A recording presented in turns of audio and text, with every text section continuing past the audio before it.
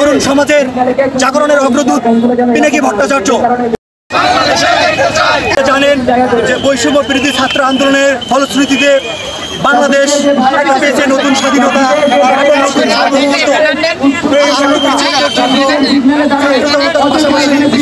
আমাদের বিশ্ব মিডিয়াকে আমাদের বাংলাদেশের সরকারের অবর্জনিত কর্মকাণ্ড, আমাদের উপরে যে জুলুম, নিপীড়ন, হত্যা, আয়নাঘরের কাহিনী বিশ্ববাসীর কাছে তুলে ধরেছেন। তার মহানায়ক হচ্ছেন পিনাকি ভট্টাচার্য।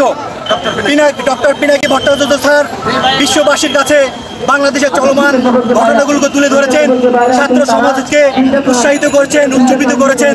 তিনি একজন মেধা এবং প্রকাশশীল ব্যক্তিত্ব এবং সারা বিশ্বব্যাপী তার একটা সুখ্যাতি আছে বলে আমি মনে করি, এবং বর্তমান ছাত্র জনতার কাছে তার যথেষ্ট গ্রহণযোগ্যতা আছে।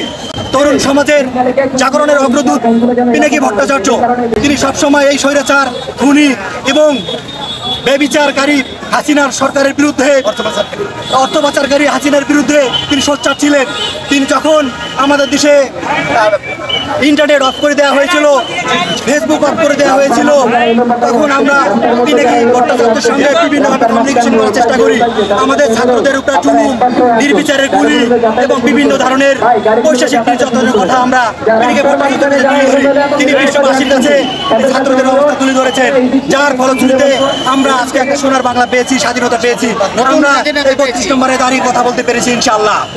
এই ছাত্র জনতা, এই বাংলাদেশের স্বাধীনতা যতদিন থাকবে, এই বাংলাদেশ যতদিন থাকবে, এই ছাত্র জনতার অভ্যুত্থান যতদিন থাকবে, ততদিন পিনাকি ভট্টাচার্যের নাম থাকবে।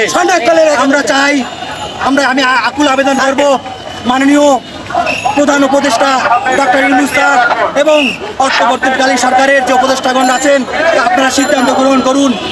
ডক্টর পিনাকি ভট্টাচার্যকে এই দেশে ফিরিয়ে আনতে হবে। এদেশে প্রজ্ঞা এবং মেধাশীল সমাজ এবং দেশ গঠন করতে পিনাকির বিকল্প কিছু নেই। আপনারা কি বলেন? পিনাকিকে এই দেশে চাই, পিনাকি ভট্টাচার্যকে এই দেশে চাই। সাধারণ মানুষ বাংলাদেশের।